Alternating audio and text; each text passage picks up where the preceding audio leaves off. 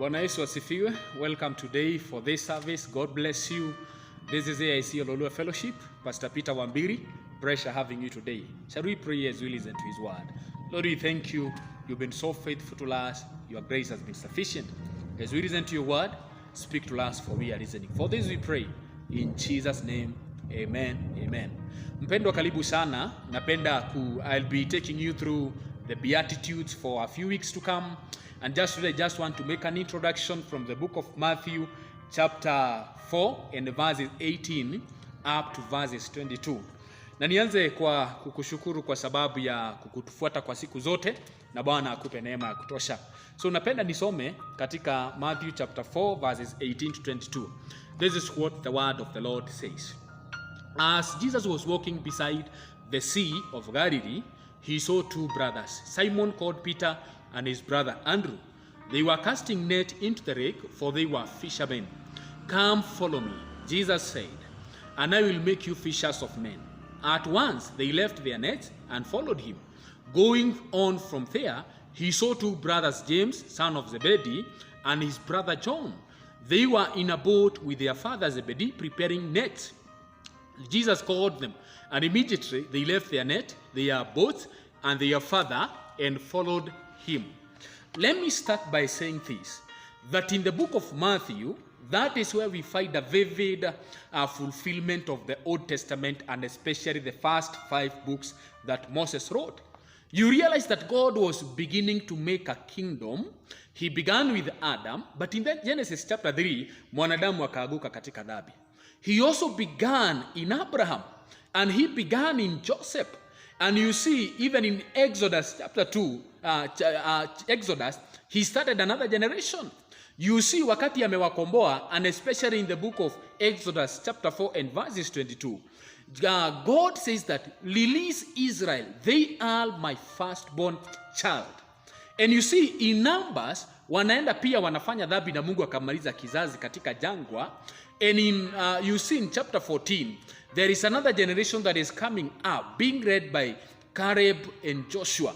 Let me say that when now Jesus comes in the book of Matthew and he is born in and takes the image of man, tunaona akianza a spiritual Israel in this new kingdom, the kingdom of God. Na kwa sababu mwanadamu alifukuzwa kutoka shambani Edeni, from the presence of God, now Jesus has come into the business of bringing this man back into the kingdom. And you see, he calls co-workers to come and work with him in bringing many generations into his kingdom. Now, let me tell you, when Jesus called these co-workers, I'll just be addressing a simple topic in the master's business. When he calls these co-workers, he will train them into the virtues of the kingdom, that they may be left with this responsibility, calling men and women from sin and bringing them into the presence of God. Mpendo, wacha nikuambie, God has called us. We have heard his voice of what he wants us to be in the kingdom. Let me surprise you. Even wherever you are working, whether be it a business, be it a career, wherever you are, it is in line with the calling of God. You are a teacher.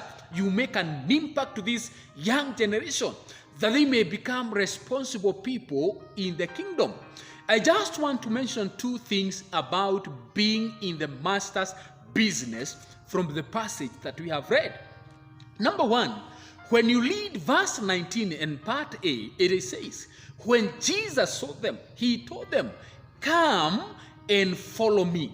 Let me tell you, number 1 is that in the kingdom of God, it is only God who knows the direction of everything. One challenge that we have in this generation that we are living in is that we seek direction from crooked means. Wengine wanatafuta kwa watu, wengine wanatafuta kwa biashara, wengine wanatafuta sijui wapi. They forget that the Lord who called us, he has the perfect direction for everything that we need in this kingdom. Wakati Biblia inasema Yesu akawaambia, "Come and follow me," it is bringing a picture ya mtu ambaye hajui njia akiongozwa na mtu ambaye anajua njia. Jesus tells them, come and follow me. Simply meaning, Jesus has a clear direction of where he is going. And the man who is calling, even though akona ujuaji wa mahali amekuwa, when he is promoted into this kingdom of God, the new kingdom, he ought to follow the one who called him, kwa sababu yeye mwenyewe hajui njia. Na kwa sababu hiyo watu wengi wamepotelea katika ulimwengu wakitafuta direction kutoka kwa watu wengi. Don't forget, when Jesus was leaving his disciples, aliwaambia, na waacha katika ulimwengu ulio na mbwa mwitu na akina bweha. Hawa wanyama wanapotajwa inanionyesha kwamba ni wanyama ambao wanatafuta chakula. They are looking for prey. And therefore, they can work their own means to make sure they lure the prey, ama yule mnyama wangependa aikie katika mtego wao. Similarly, the kingdom of darkness is looking for all statistics, na ili waweze kutupeleka ama kututereka katika njia isiyofaa. And that is why when Paul was talking about spiritual warfare, amesema, for our fight is not against flesh and blood, but against the wiles of the devil, against the schemes, ile ujuaji, yani the ujuaji wa shetani. Hiyo ndio tunapambana nayo, sio ya nguvu na nyama. Na pia hawa wapendwa wanafaa jua kwamba they are getting into the kingdom that we fight with strategies, not the flesh and the blood. Let me read for you maybe a verse that may bring this point clearly in the book of Psalm 78, verse 52 and 53. This is what the Bible says. But he brought his people out like flock.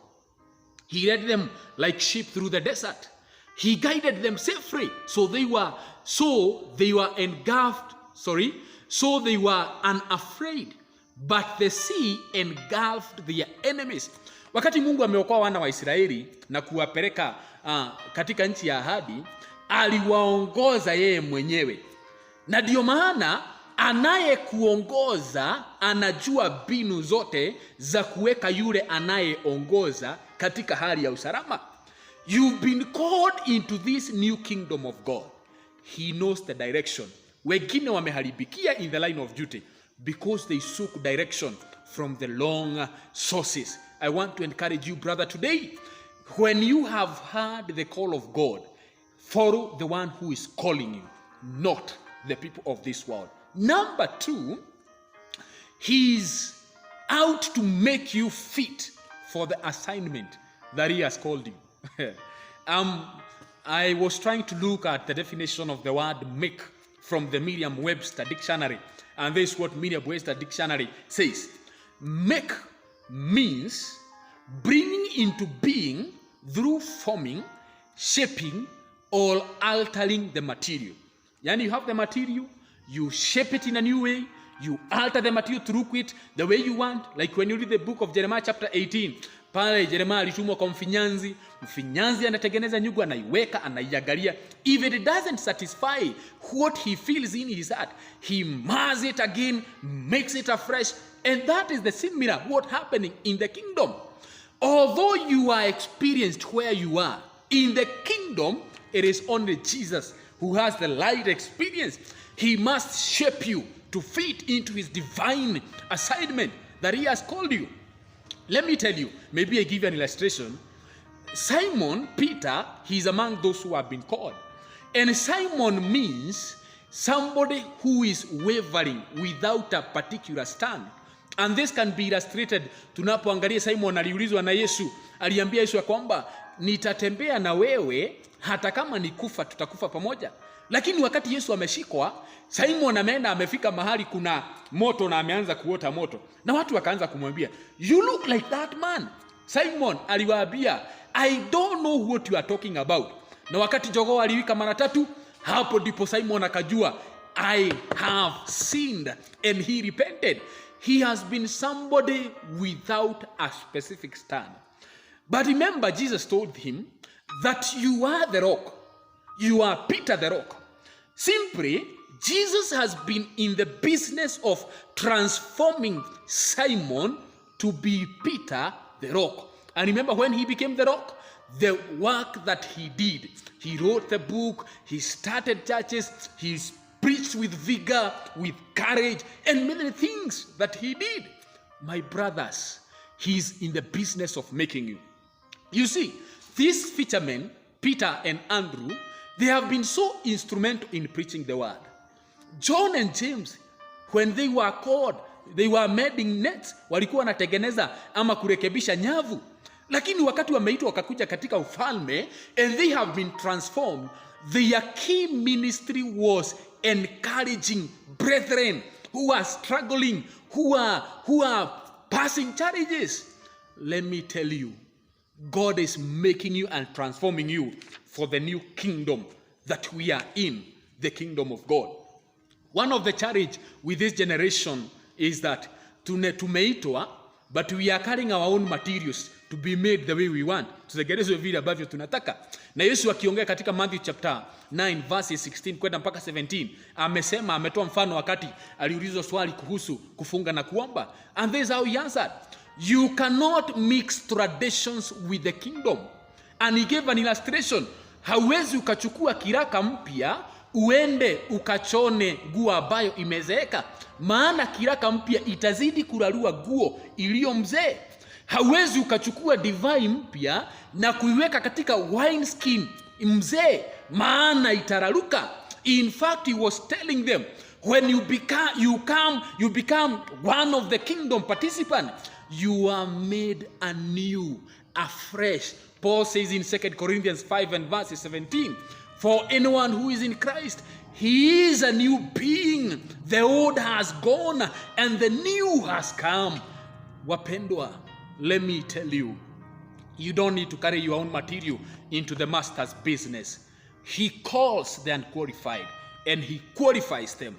In fact, I remember in the book of Acts chapter 12, wakati Petro na akina John, they have preached the gospel. The king asked, who are these unschooled men? He forgot, even though they were unschooled, they gave themselves to the master. And the master made them to be the way they were.